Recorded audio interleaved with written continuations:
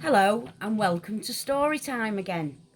Today we're on chapter 4, The Keeper of the Keys. Boom! They knocked again. Dudley jerked awake. "Where's the cannon?" he said stupidly. There was a crash behind them and Uncle Vernon came skidding into the room. He was holding a rifle in his hand. Now they knew what had been in the long thin package he'd brought with them. "Who's there?" he shouted. "I warn you, I'm armed." There was a pause, then smash! The door was hit with such force that it swung clean off its hinges and with a deafening crash landed on the floor. A giant of a man was standing in the doorway. His face was almost completely hidden by a long, shaggy mane of hair and a wild, tangled beard, but you could make out his eyes, glinting like black beetles under all the hair. The giant squeezed his way into the hut, stooping so that his head just brushed the ceiling. He bent down, picked up the door, and fitted it easily back into its frame. The noise of the storm outside dropped a little. He turned to look at them all. "Couldn't make us a cup of tea, could ya? It's not been an easy journey." He strode over to the sofa where Dudley sat frozen with fear. "Budge up, you great lump," said the stranger.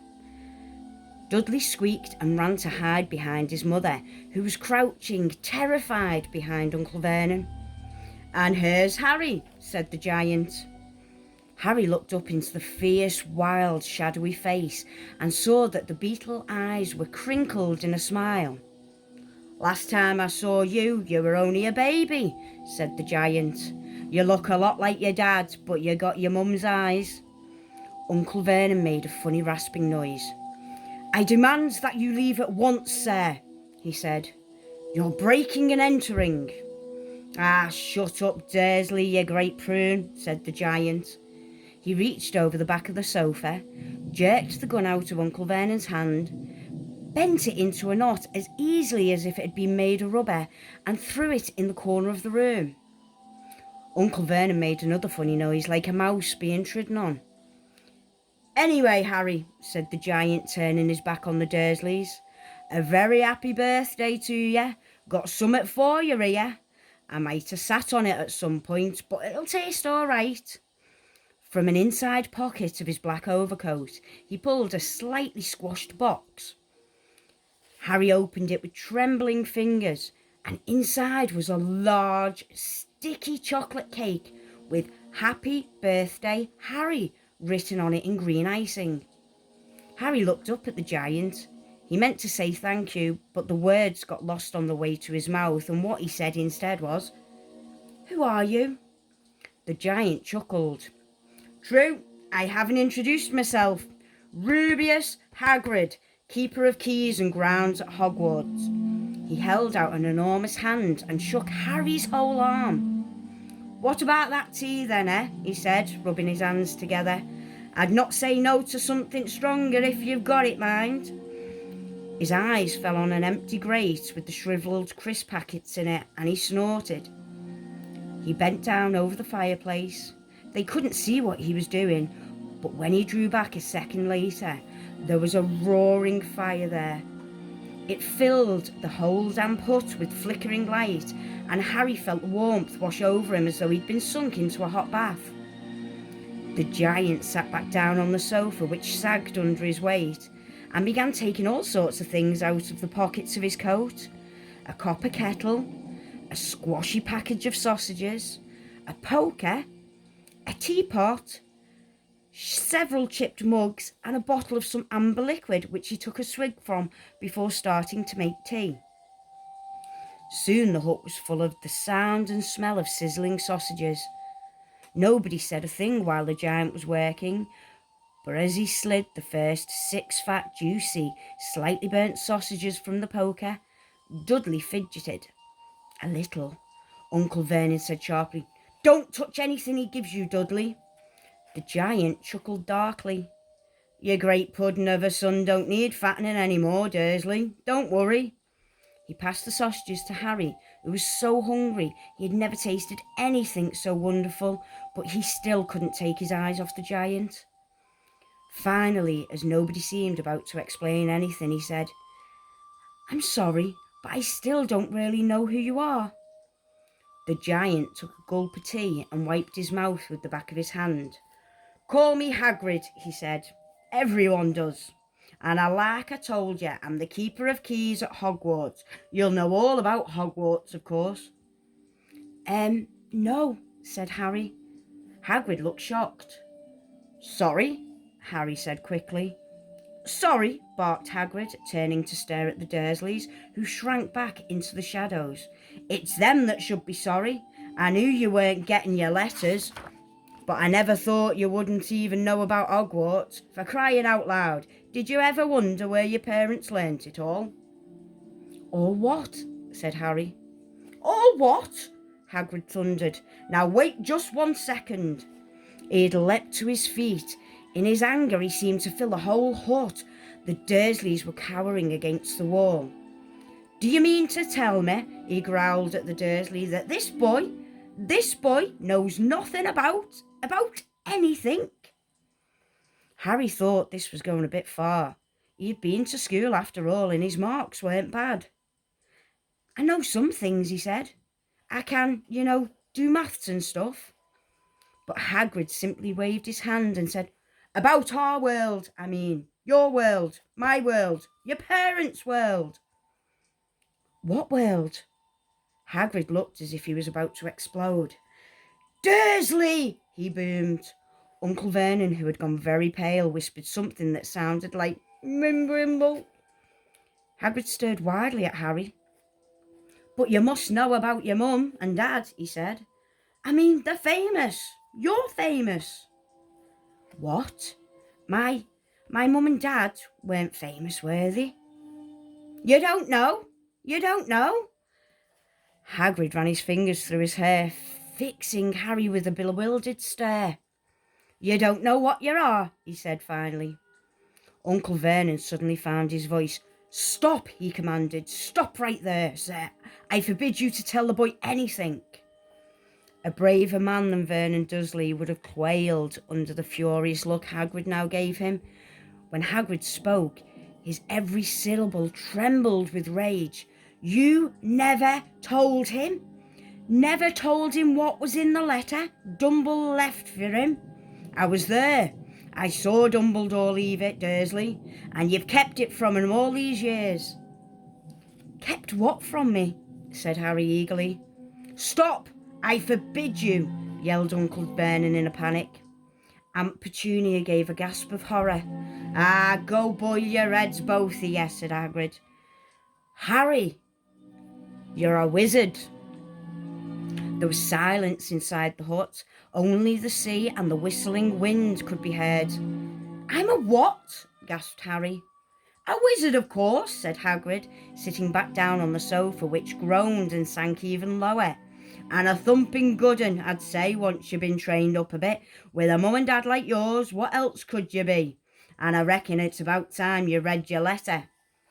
Harry stretched out his hand and at last to take the yellowish envelope addressed in emerald green to Mr. H. Potter, the floor, hut on the rock, the sea.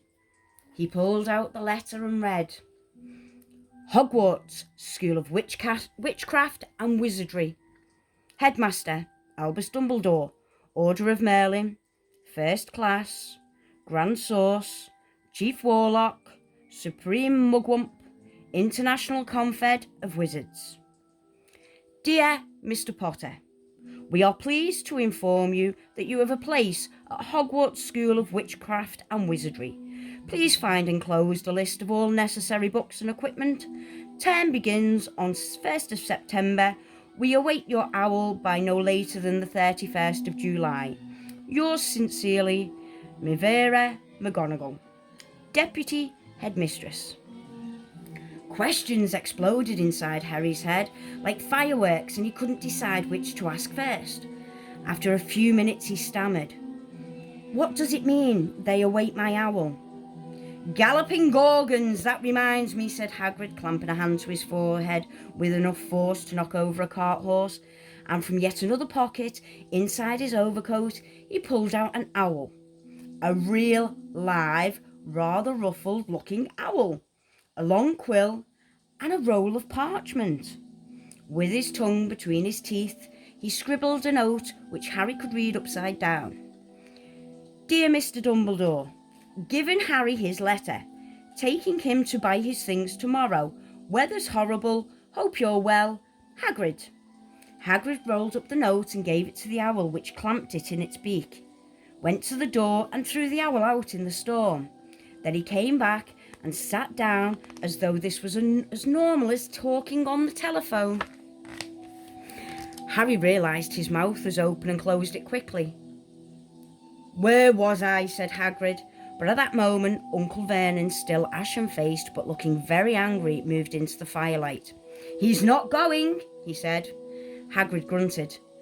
I'd like to see a great muggle like you stop him, he said. A what? Said Harry, interested. A muggle, said Hagrid. It's what we call non-magic folk like them. And it's your bad luck you grew up in a family of the biggest muggles I ever laid eyes on. We swore when we took him in we'd put a stop to that rubbish, said Uncle Vernon. Swore we'd stamp it out of him. Wizard indeed. You knew, said Harry.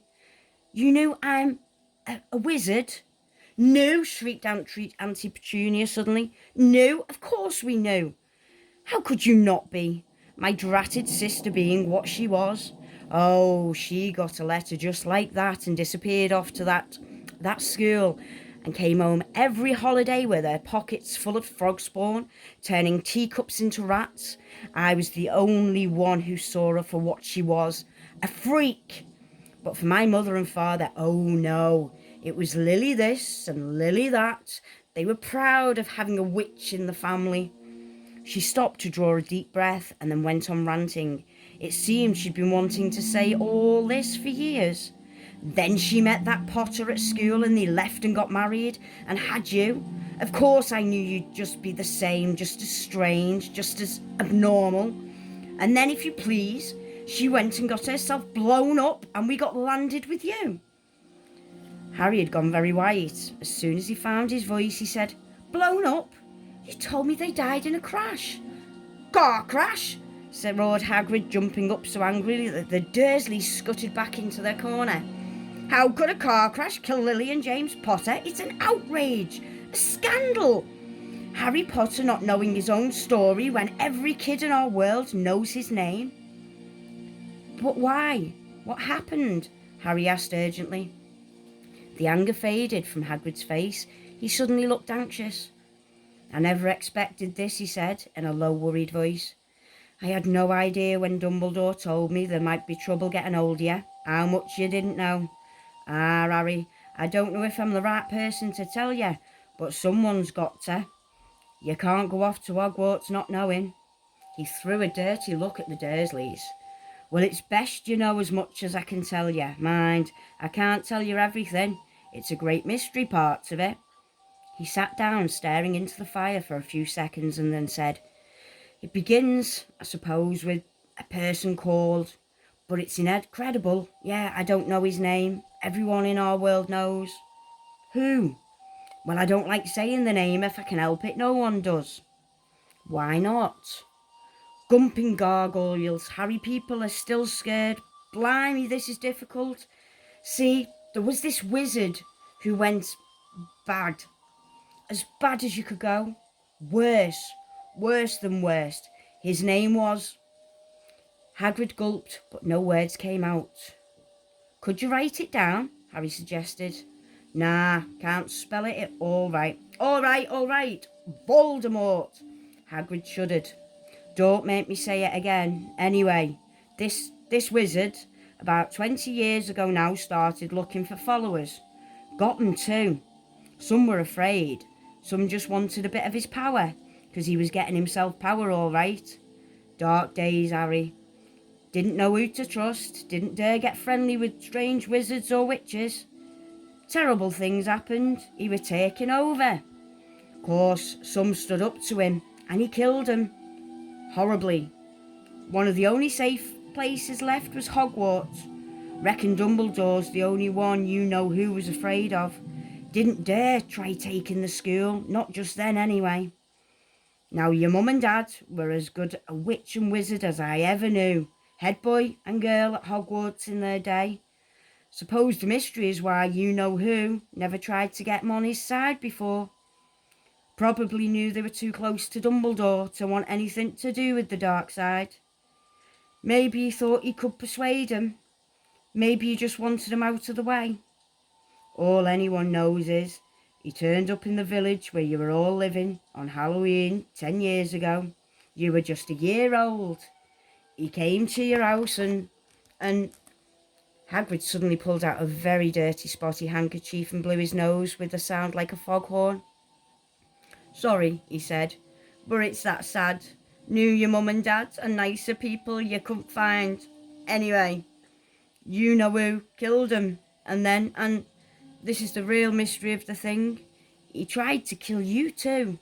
Wanted to make a clean job of it, I suppose, or maybe he just liked killing by then. But he couldn't do it. Never wondered how you got that mark on your forehead. That was no ordinary cut. That's what you get when a powerful evil curse touches you. Took care of your mum and dad and your house. But it didn't work on you. And that's why you're famous, Harry. No one ever lived after he decided to kill him. No one except you. And he killed some of the best witches and wizards of the age. The McKinnons, the Bones, the Pruitts. And you were only a baby and you lived. Something very painful was going on in Harry's mind as Hagrid's story came to a close. He saw again the blinding flash of green light more clearly than he'd ever remembered it before. And he remembered something else. For the first time in his life, a high, cold, cruel laugh. Hagrid was watching him sadly. Took you from the ruined house myself on Dumbledore's orders, brought you to this lot. Load of old tosh, said Uncle Vernon. Harry jumped. He'd almost forgotten that the Dursleys were there.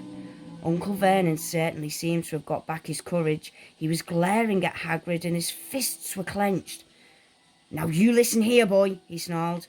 I accept there is something strange about you. Probably nothing a good beating wouldn't have cured. And as for all this about your parents, well, they're weirdos, no denying it. And the world's better off without them, in my opinion. Asked for all they got getting mixed up with these wizarding types. Just what I expected. Always knew they'd come to a sticky end. But at that moment, Hagrid leapt from the sofa and drew a battered pink umbrella from inside his coat. Pointing it at Uncle Vernon like a sword, he said, I'm warning you, Dursley. I'm warning you. One more word. In danger of being speared on the end of an umbrella by a bearded giant, Uncle Vernon's courage failed again. He flattened himself against the wall and felt silent. That's better, said Hagrid, breathing heavily and sitting back down on the sofa, which this time sagged right down to the floor. Harry, meanwhile, still had questions to ask, hundreds of them. But what happened to you know who? Good question, Harry. Disappeared. Vanished. Same night he tried to kill you. Makes you even more famous. That's the biggest mystery, you see. He was getting more and more powerful. Why'd he go? Some say he died. Codswallop, in my opinion. Don't know if he had enough human left in him to die. Some say he's still out there biding his time, but I don't believe it. People who was on his side came back to ours. Some of them came out kind of trances. Don't reckon they could have done if he was coming back. Most of us reckon he's still out there too, somewhere but lost his powers. Too weak to carry on, causing something about. You finished him. Harry, there was something going on that night he hadn't counted on. I don't know what it was. No one does. But something about you stumped him all right. Hagrid looked at Harry with warmth and respect blazing in his eyes. But Harry, instead of being pleased and proud, felt quite sure there had been a horrible mistake. A wizard? Him? How could he possibly be? He'd spent his life being clouted by Dudley and bullied by Aunt Petunia and Uncle Vernon. If he was really a wizard, why hadn't they been turned into warty toads every time they tried to lock him in his cupboard? If he'd once defeated the greatest sorcerer in the world, how come Dudley always had been able to kick him around like a football? Hagrid, he said quietly, I think you must have made a mistake. I don't think I can be a wizard. To his surprise, Hagrid chuckled. Not a wizard, eh? Never made strange things happen when you were scared or angry? Harry looked into the fire. Now he came to think about it. Every odd thing that had ever made his aunt and uncle furious with him had happened when he, Harry, had been upset or angry. Chased by Dudley's gang, he had somehow found himself out of their reach. Dreading going to school with that ridiculous haircut, he'd managed to make it grow back. And the very last time Dudley had hit him, he hadn't got his revenge without even realising he was doing it. Hadn't he set a boa constrictor on him? Harry looked back at Hagrid, smiling, and saw that Hagrid was positively beaming at him. See, said Hagrid, Harry Potter, not a wizard, you wait. You'll be right famous at Hogwarts. But Uncle Vernon wasn't going to give in without a fight. Haven't I told you he's not going? He hissed. He's going to Stonewall High, and he'll be grateful for it. I've read those letters, and he needs all sorts of rubbish, spellbooks and wands, and... If he wants to go, a great muggle like you won't stop him, growled Hagrid. Stop Lily and James Potter's son going to Hogwarts? You're mad. His name's been down ever since he were born. He's off to the finest school of witchcraft and wizardry in the world. 7 years there, and he won't know himself. He'll be with youngsters of his own sort for a change, and he'll be under the greatest headmaster Hogwarts has ever seen, Albus Dumbledore. I'm not paying for some crackpot old fool to teach him magic tricks, yelled Uncle Vernon. But he had finally gone too far. Hagrid seized his umbrella and whirled it over his head. Never, he thundered. Insult Albus Dumbledore in front of me. He brought the umbrella swishing down through the air to point at Dudley. There was a flash of violet light, a sound like a firecracker, a sharp squeal, and next second Dudley was dancing on the spot with his hands clasped over his fat bottom, howling in pain. When he turned his back on them, Harry saw a curly pig's tail poking through a hole in his trousers. Uncle Vernon roared, pulling Aunt Petunia and Dudley into the other room. He cast one last terrified look at Hagrid and slammed the door behind them. Hagrid looked down at his umbrella and stroked his beard. Shouldn't have lost me temper, he said ruefully, but it didn't work anyway. Meant to turn him into a pig, but I suppose he was so much like a pig anyway, there wasn't much left to do. Harry cast a side look. He cast a side look at Harry under his bushy eyebrows. Be grateful if you didn't mention that to anyone at Hogwarts, he said. I'm not supposed to do magic, strictly speaking. I was allowed to do a bit to follow you and get your letters and your stuff. One of the reasons I was so keen to take on the job. Why aren't you supposed to do magic? Asked Harry. Oh, well, I was at Hogwarts myself, but I got expelled. Tell you the truth, in me 3rd year, they snapped me wand in half and everything. But Dumbledore let me stay on as gamekeeper. Great man, Dumbledore. Why were you expelled? It's getting late and we've got a lot to do tomorrow, said Hagrid loudly. Got to get up your town, get all your books and that. He took off his thick black coat and threw it to Harry.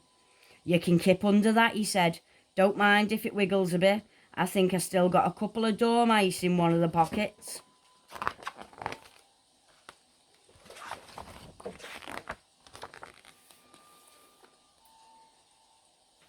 Well, that's all for this video. The next chapters will be coming very soon, so please subscribe. Press a like on this video, and if you click the bell, you'll be notified when the next video is loaded. So for now, it's a goodbye, and we hope that you join us again very, very soon.